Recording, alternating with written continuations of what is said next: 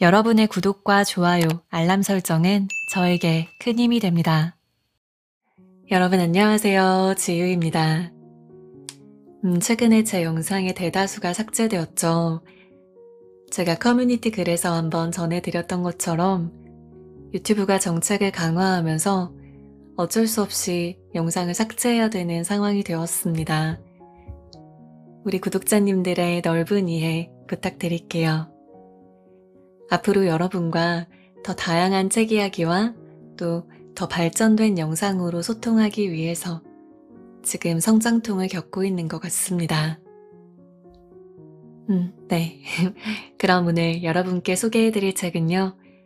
한성희 작가님의 딸에게 보내는 심리학 편지라는 책입니다.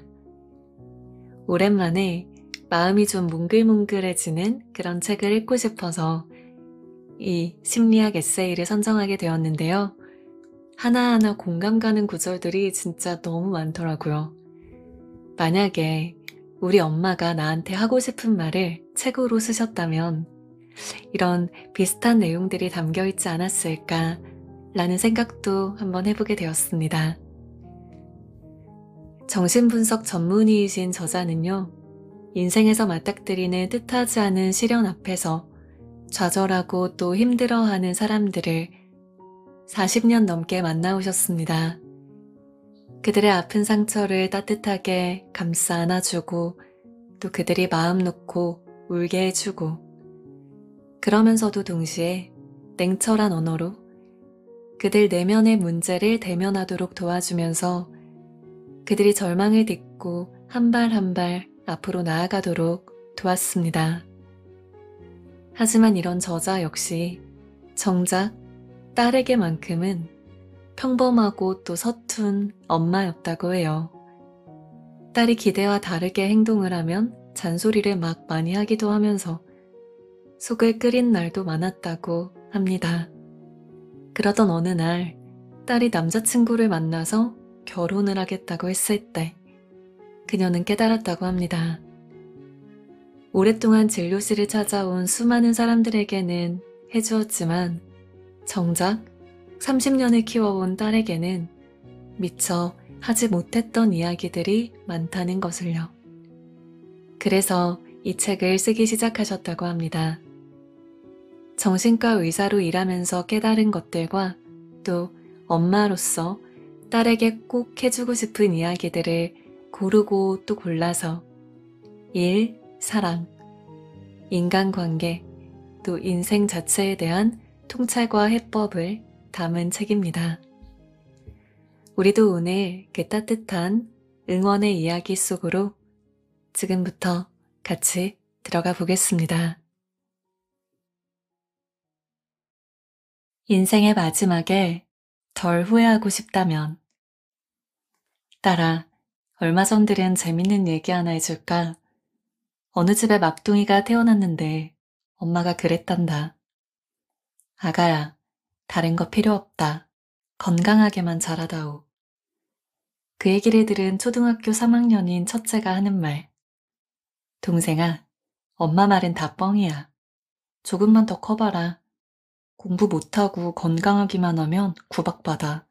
거기다가 청소도 해야지. 심부름도 해야지. 얼마나 할 일이 많은데. 그 말은 아예 안 믿는 게 좋아. 이 얘기를 듣고 웃으며 맞장구를 쳤는데 나중에는 혹여 내가 너한테 그랬던 건 아닌지 뒤돌아보게 되더구나. 세상의 아이들은 크면 클수록 해야 할 일이 참 많아진다. 건강해야지, 씩씩해야지, 공부도 잘해야지, 성격도 좋아야지. 태어날 땐 존재 그 자체만으로도 감격하던 부모가 잔소리꾼이 되어가는 걸 보면서 아이는 사랑을 받으려면 무언가를 더 해야 될 것 같은 스트레스를 받는단다. 나름대로 열심히 한다고 하는데도 부모의 기준이 너무 높으면 그것을 따라가기가 버겁게 느껴진다. 그런데 부모는 진심 어린 표정으로 말한다. 다 널 위한 거야. 내가 너를 얼마나 사랑하는지 알지? 그 정도가 심하면 아이들은 부모의 기대를 저버리면 혹시나 사랑을 잃을까봐 자신이 하고 싶은 것보다 부모가 원하는 일을 잘하기 위해서 더 애를 쓴다. 어느 순간 아이는 자기가 진짜 무엇을 원하는지 잘 모른 채로 어른이 된다. 부모의 바람에 따라 고시를 준비하면서도 이 길이 맞나 싶어 고민하는 대학생. 남들이 부러워하는 기업에 취직했지만 막연히 이건 아니다 싶어서 퇴사를 고민하는 여성. 가족 뒷바라지에 반평생을 바쳤지만 경무와 접대에 시달려 결국 병이 든 중년 남성. 이들은 모두 똑같은 질문을 토로했다. 이게 정말 제가 바라던 인생인지 잘 모르겠어요. 우리는 다른 사람들이 좋다는 것, 세상이 인정해주는 것을 쫓느라 인생의 많은 시간을 허비한다. 오징어잡이 배는 밤바다에 환하게 불을 켜서 오징어를 유인한다. 심해에 사는 오징어들은 자기를 살리는 빛인지 죽이는 빛인지도 모른 채 홀리듯이 그 배 주변으로 모여든다. 그러면 어부들은 기다렸다는 듯 오징어를 배 위로 낚아챈다. 사람도 오징어와 마찬가지로 그게 자기를 살리는 건지 죽이는 건지 모른 채 욕망에 이끌려 무작정 그 대상을 향해 돌진할 때가 있다. 그것은 유행하는 옷이나 전자제품, 고급 승용차일 수도 있고 남들이 우러러보는 높은 지위나 경제적 능력이 되기도 한다. 한번 현혹되면 사람들은 그것을 얻기 위해 무슨 일이든 할 기세로 뛰어든다. 게다가 자본주의 사회는 개인의 욕망을 몹시 부추긴다. 없는 것, 부족한 것을 사게 만드는 게 아니라 없던 욕구까지 새로이 생겨나게 해서 제품을 구매하도록 유도한다. 그래서 사람들은 빚을 내서 명품을 사고 별다른 불편함이 없는 멀쩡한 핸드폰도 최신형으로 바꾸고 캠핑용품이 차고 넘치는데도 무리하게 돈을 써가면서 새로운 장비를 산다.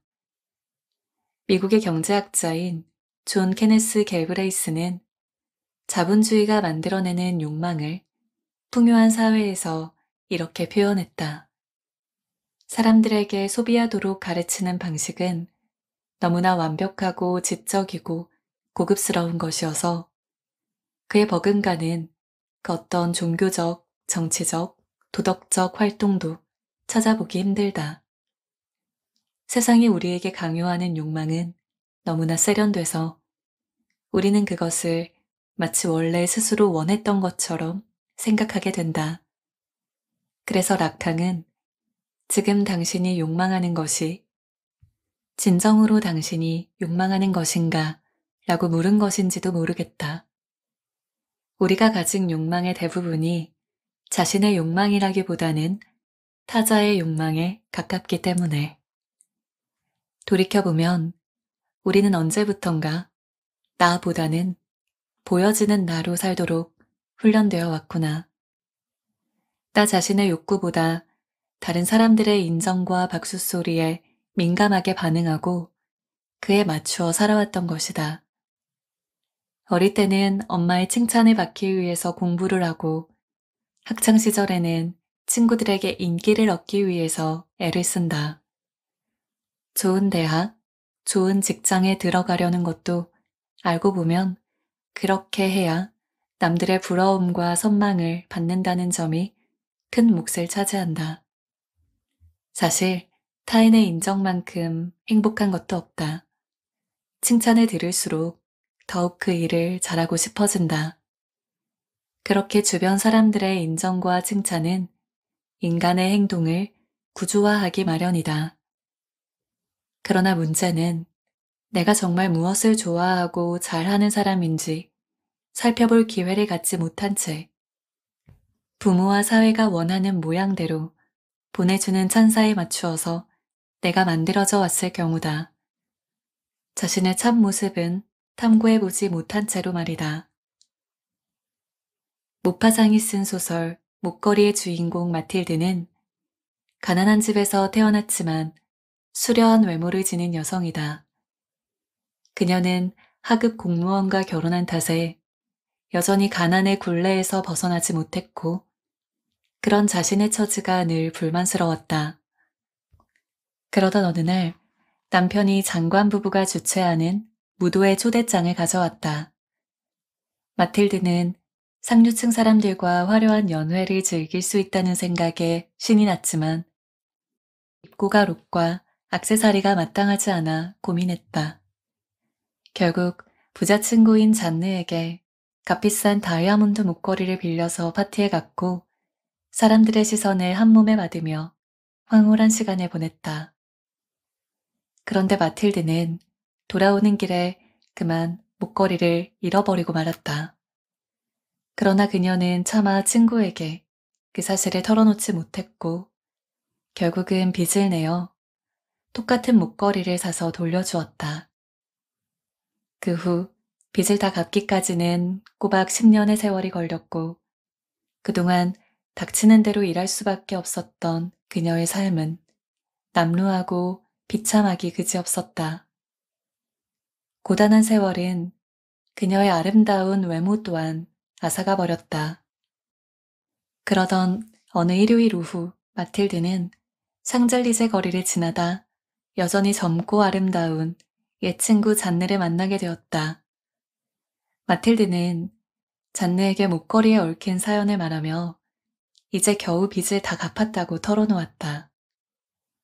그런데 잔느의 말이 너무나도 충격이었다. 아, 불쌍한 마틸드. 내가 너한테 빌려준 목걸이는 가짜였어. 겨우 400프랑짜리였다고. 내가 만약 마틸드였다면 그 자리에서 주저앉았을 것이다. 누가 마틸드의 10년을 보상해줄까? 나는 가짜 다이아몬드를 진짜로 착각해서 10년을 허비한 그녀를 보며 문득 자신의 참모습을 모른 채 타인의 욕망에 맞춰 사는 사람들이 떠올랐다. 물론 세상이 인정하는 기준에 맞추어 살아간다는 것이 무조건 나쁘지만은 않다. 그런데 결국 그 인생이 진짜 원하는 삶이 아니어서 후회하게 된다면 그때는 어느 누구도 지나간 세월을 보상해 줄 수 없다. 마치 마틸드가 가짜 다이아몬드 값을 물어내려고 악착같이 보낸 10년을 아무도 되돌려주지 못하는 것처럼. 한 번은 가수 장기하 씨가 어느 방송에 나와 이런 말을 했다. 끼 없는 사람은 없다. 다만 자신의 끼를 가지고 사느냐, 남의 끼를 가지고 사느냐의 차이일 뿐이다. 잘 알려졌다시피 장기하 씨는 서울대 출신의 뮤지션이다. 그런데 그는 대학에 입학하자마자 인디밴드 활동에 올인했다고 한다. 연봉도 높고 안정된 직장을 잡을 수도 있었을 텐데 더군다나 고작 20살에 불과한데 그가 만사 제쳐두고 음악의 모든 것을 걸었던 이유는 뭘까? 아마 자기만의 끼와 남의 끼를 구분할 줄 알았고 남의 끼로는 오랫도록 잘 살 수도 행복할 수도 없다는 판단을 일찌감치 내렸기 때문은 아닐까. 인생의 끝에 가서 덜 후회하려면 진짜 나는 어떤 모습이고 무엇을 원하는지 탐구해 봐야 한다. 만약 다른 사람의 욕망을 자신에게 투영하는 것에 익숙하다면 왜 그런지 고민도 해봐야 한다. 간혹 이 이야기에 그렇게 멋대로 살다가 인생 망하면 어떡해요? 라고 말하는 사람들도 덜어 있다. 하지만 자기가 바라는 바를 집요하게 파고든다고 해서 경쟁에서 뒤처지는 것은 아니다. 오히려 자기가 누군지를 잘 알고 무엇을 원하는지가 분명할수록 삶에 대한 전체적인 만족도는 높아간다. 그래서 누구보다 자기 신념을 철저히 따랐던 스티브 잡스가 대학을 갓 졸업하는 학생들에게 이렇게 말했는지도 모른다. 다른 사람의 삶을 사느라고 시간을 허비하지 마십시오. 다른 사람들이 생각한 결과에 맞춰 사는 함정에 빠지지 마십시오. 다른 사람의 견해가 여러분 자신의 목소리를 가리는 소음이 되게 하지 마십시오. 그리고 가장 중요한 것은 당신의 마음과 직관을 따라가는 용기를 가지라는 것입니다. 옛날 어른들 말씀 중에 눈 감으면 코 베어가는 세상이라는 표현이 있었다. 정신 똑바로 차려서 내 것을 지키라는 뜻이었다. 그런데 이제는 눈을 뜨고 있어도 코를 베어가는 세상이 되었다. 자칫하면 세상이 바라는 바를 자기가 원하는 것으로 착각하기가 십상이다. 그럴수록 나에 대한 고민을 놓지 말아야 한다. 그 무엇보다 내 마음, 내 생각, 내 목소리에 관심을 기울여야 한다. 아무리 바람이 불어도 흔들리지 않고 자기 길을 가는 사람들, 그들은 내면의 목소리를 따라가는 사람들이다. 따라 너무 주위 사람들의 기대에 맞춰 사느라 소중한 삶을 낭비하지 않았으면 좋겠다. 물론 지금 당장은 주위 사람들로부터 원망 어린 말을 들을 수도 있겠지. 그러나 그들이 너의 삶을 대신 살아주지는 않는단다. 그러니 너는 그냥 너의 목소리를 따라가거라. 인생 별거 없다. 그냥 재밌게 살아라. 노트 온 스캔들이라는 영화를 기억하니 주디 덴치가 열연한 50대의 외로운 올드미스 바버라 코벳이 주인공인 영화였는데 지금도 기억에 남는 장면이 하나 있다. 바버라가 동료 교사에게 이렇게 고백했지. 어렸을 때 나는 나에 대한 환상이 있었어. 이 세상에서 중요한 사람이 될 거라고 꿈꿨지. 하지만 언젠가는 주제를 알게 되는 법, 내 인생을 혼자서 끝내게 될까봐 두려워. 남들에게 외로움을 들키기는커녕 워낙 깐깐하고 지독하게 행동했던 주인공이 던진 대사여서 그런지 그 말이 마음에 콕 박혔다. 내 인생이 끝나는 날 나는 과연 무엇을 후회하고 무엇을 아쉬워할까? 순간 어머니가 떠올랐다. 지금은 내 곁에 없는 어머니가 말이다. 너도 알다시피 내 어머니는 6.25 전쟁을 겪었고 남편을 먼저 떠나보내고 30여 년 동안 홀로 외로이 사셨다.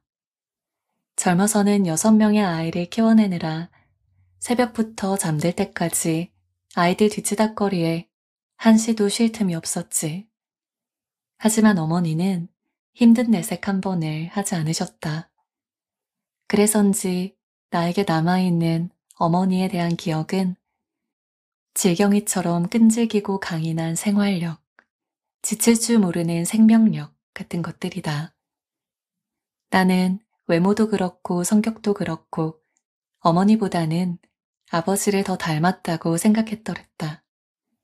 하지만 평소 심장이 안 좋으셨던 어머니가 몇 해 전 병치레 끝에 조용히 숨을 거두시고 난 후에 남편이 나에게 말했다. 당신은 장모님을 참 많이 닮았다고. 힘들다 하면서도 계속 뭔가를 하고 있고 또 새로운 무엇인가를 시도하려는 모습들이 어머니로부터 물려받은 것이 아니냐고. 그러고 보니 나도 모르게 어느샌가 어머니를 닮아 있었다. 어릴 때는 늘 자식들을 위해 희생한다고만 생각했던. 그래서 나는 다르게 살리라 여겼던 어머니의 삶이 다시금 새롭게 다가왔다. 생각해보면 어머니도 그런 삶을 꿈꾸지는 않았을 것이다. 하지만 전쟁과 가난 속에서 남편을 먼저 보내고 홀로 자식들 뒷바라지를 하느라 강해질 수밖에 없었을 것이다. 그럼에도 어머니는 불평이나 하소연을 하지 않으셨고 늘 삶을 긍정적으로 바라보셨다.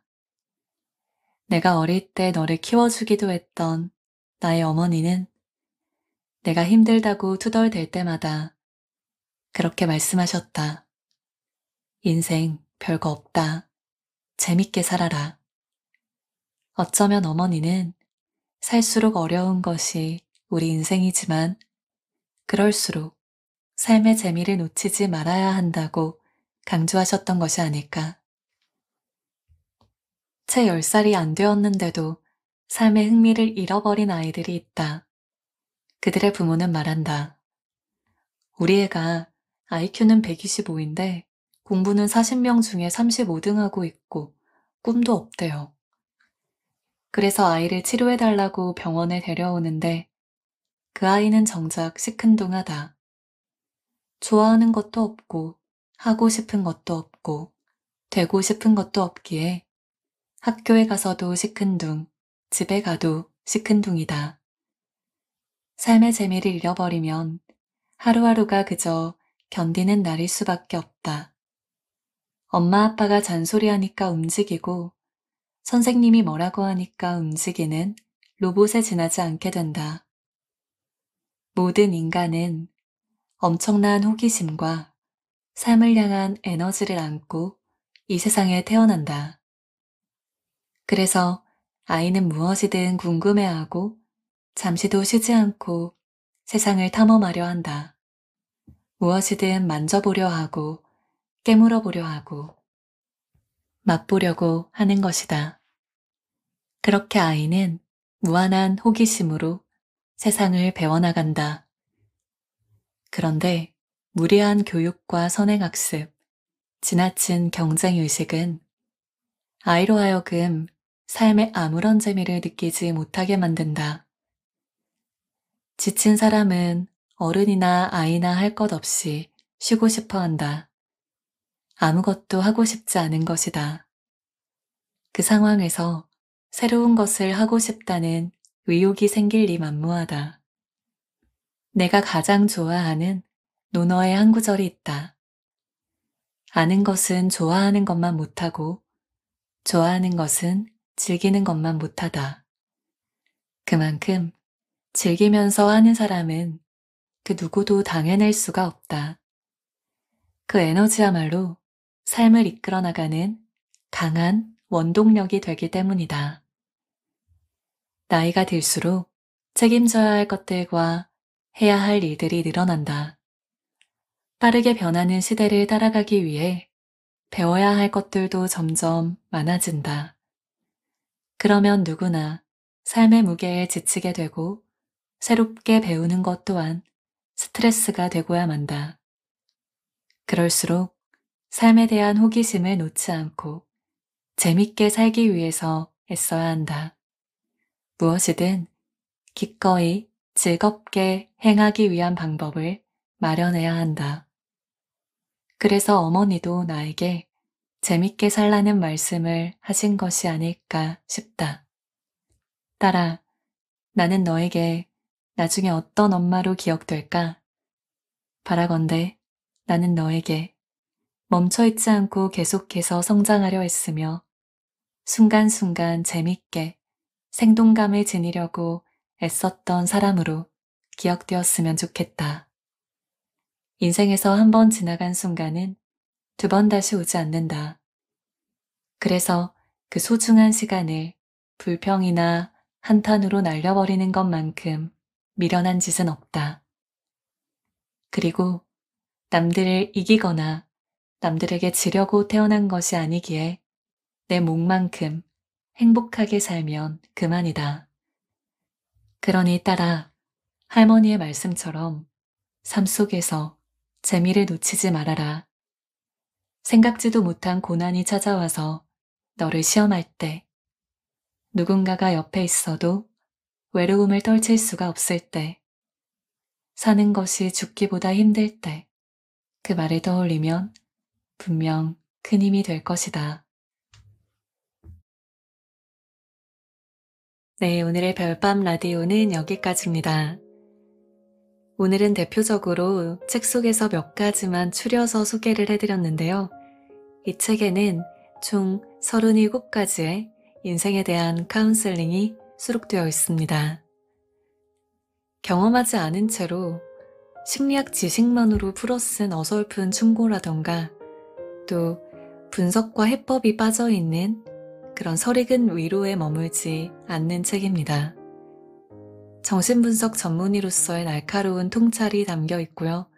또 그와 함께 그녀가 40년간 일하는 워킹맘으로 살아오면서 쌓은 내공, 그리고 또 엄마로서 사랑하는 딸에게 보내는 따뜻한 응원, 이 모든 것이 담겨 있는데요.